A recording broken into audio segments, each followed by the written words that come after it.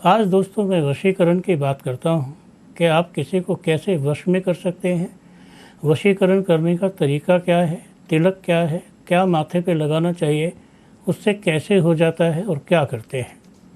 सबसे पहले तो एक बात जान लो, आप जब भी किसी ज्योतिषाचार्य या किसी गुरु के पास या किसी महंत के पास या किसी संत के पास जाएंगे तो उसके माथे पर एक बड़ा सा तिलक देखेंगे, बड़ी सी बिंदी देखेंगे, बड़ा सा माहौल देखेंगे, जटा देखेंगे या कोई दाढ़ी मूछ देखेंगे।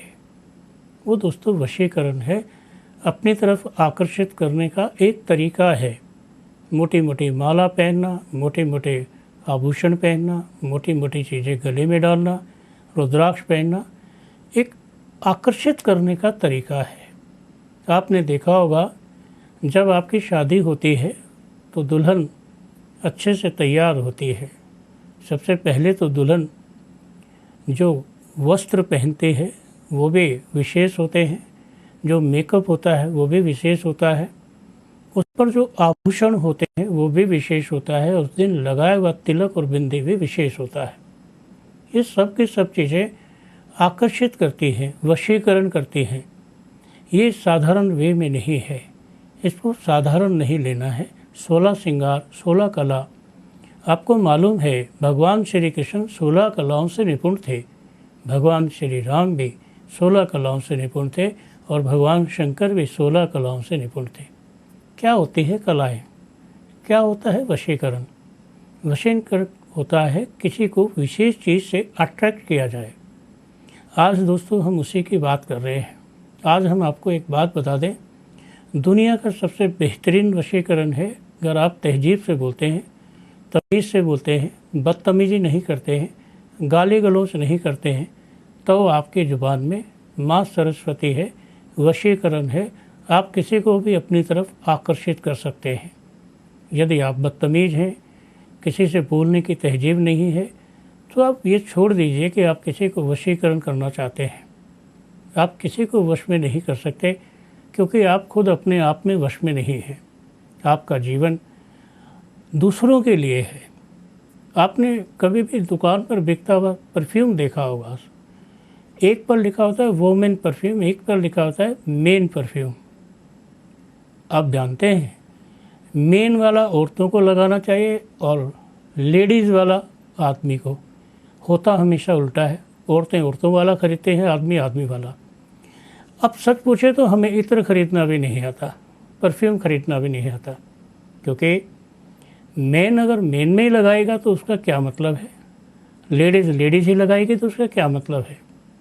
परफ्यूम मेन का जो है वो मेन के लिए है और वोमेन का जो है मेन के लिए है।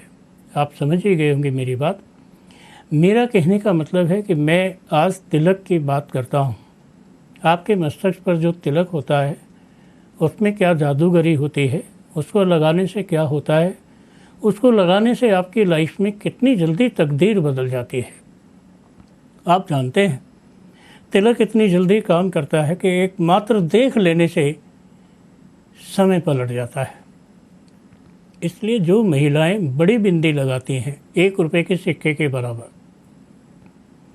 देख कर ही लगेगा कि वो माँ के लिए लगाया हुआ है, माँ दुर्गा का श्रृंगार है, माँ दुर्गा का वो बिंदी है और माँ दुर्गा का उसमें सिंदूर से लगा है, तो आकर्षण है।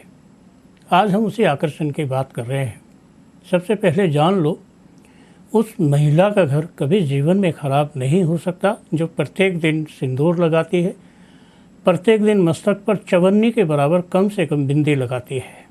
तो उसका घर जो है वशीकरण रहता है, उसके घर में बदतमीजियाँ नहीं होती।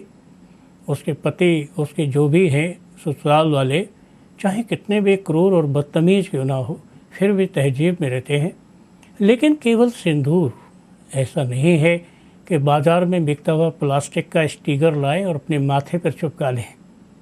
ऐसा नहीं है कि डिज़ाइनदार बिंदी लाएं, अपने माथे पर चिपका लें और बिंदी का काम हो गया। नहीं, बिंदी का काम बहुत महत्वपूर्ण है। आप इसे रोज़ लगाएंगे, रोज़ हटाएंगे। ये वशीकरण का एक ऐसा साधन है कि सिंदूर माँ का प्रतीक है और सिंदूर माँ का प्रतीक अगर आप अपने माथे पर लगाते हैं हो नहीं सकता कि आपका पति आपके हाथ से बाहर निकल जाए, कितना भी बाहर हो फिर भी घर आकर सीधा सीधा चलेगा। दोस्तों, आप जानते हैं जो तांत्रिक लोग होते हैं, जो थोड़ा आभा में दिखने वाले ज़्यादा होते हैं, उनके माथे पर विशेष किस्म का पीला सा सिंदूर होता है। दोस्तों, वो गौरचन का होता है और चंदन का होता है और केसर का होता है और उसमें कपूर का रस मिलाया जाता है।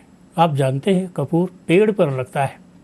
कपूर कोई फैक्ट्री में नहीं बनता, जलने वाला कपूर पेड़ पर लगता है। उसका पेड़ भी कम से कम 40 या 50 फुट ऊंचा होता है। उस कपूर का रस डलता है। ये सिंदूर का तिलक तैयार हो गया। अब जब आप इसे माथे पर लगाकर किसी की तरफ देखेंगे तो वह आकर्षित हो जाएगा। 1 घंटे में, 1 मिनट में सम्मोहन हो जाएगा। जैसे ही आपकी आंखें मिलेगी उससे प्रभावित हो जाएगा। यदि आप चाहते हैं कारोबार नहीं चलता है, कारोबार में बड़ी समस्या है, कारोबार आपका चलने की जगह ख़राब होता है, बार बार एक जैसी रुकावट आती है, बार बार लोग आपकी दुकान में लोग माल देखने आते हैं परंतु लेते नहीं हैं, बार बार आपकी फैक्ट्री का माल रिजेक्ट हो जाता है, बार बार आपकी फैक्ट्री में लेबर एक ही जैसी प्रॉब्लम खड़ी करती है, आ नहीं रही, काम नहीं निकल रहा, बत्ती चली जाती है, माल ख़राब हो जाता है, माल आगे से आ नहीं रहा, माल पकड़ा जाता है, माल में किसी भी प्रकार की ईडी की, सीबीआई की या इनकम टैक्स की रेड पड़ जाती है, तो आपको अपने मस्तक के लिए गौलोचन का, चंदन का, वंशलोचन का तिलक लगाना चाहिए। महावशीकरण है, आने वाली तमाम समस्याओं को दूर करेगा, पैसे की वृद्धि करेगा। जीवन में बहुत सारे ऐसे कष्ट होते हैं जो हमें दिखाई नहीं देते हैं। जीवन में बहुत सारी ऐसी समस्याएं होते हैं जिन्हें हम देखकर डर जाते हैं। आपको मैं एक बात बता दूं, अगर किसी बदमाश ने किसी को गोली मारी है, किसी को छुरी मारी है, किसी को कुछ मारा है, तो मरने वाले ने उसको विरोध नहीं किया, पीछे से गोली मारी है या आगे से मारी है, जिसने विरोध किया, भागा या उस पर चढ़ गया मारने के लिए, वो मरा नहीं है। आप अगर किसी चीज़ का उपाय करेंगे और वो हो नहीं, ऐसा संभव नहीं है। आप जानते हैं दोस्तों, हम पंच तत्व से बने हैं और पंच तत्व में से ही ऐसी चीज़ें हैं जो हमारे जीवन रक्षक सामग्री में काम आती हैं। हमारा जीवन हमेशा ज्ञान से भरा रहता है। आप अगर बहुत अधिक पाठ पूजा करते हैं, आप अगर बहुत अधिक परमात्मा को ध्यान करते हैं, तो आप में ऐसी आस्था आ जाती है, आप में ऐसी शक्ति आ जाती है कि आप लोगों को अपने वश में कर सकते हैं। आप रात को अपने होने वाले जीवन को देख सकते हैं। आप बहुत लोगों से सुनते होंगे कि जी जो सपने में देखते हैं वो सच होता है। इसका मतलब है कि वो पाठ पूजा वाले हैं, मन के सच्चे हैं, परमात्मा को मानने वाले हैं, इसलिए उनमें शक्ति जागृत होती है, इसलिए वो अच्छे हो जाते हैं और इसीलिए उनके भाव उनके मन से जागृत होने लगते हैं। आप जानते हैं दोस्तों, जो लोग दूसरों का सम्मान करते हैं, समाज में उनका सम्मान होता है, और जो लोग दूसरों का अपमान करते हैं, वो चाहे कितने भी स्मार्ट हों, चाहे वो कैसे भी दिमाग वाले हों, कहीं ना कहीं उनका समय अपने आप अपमान कर देता है।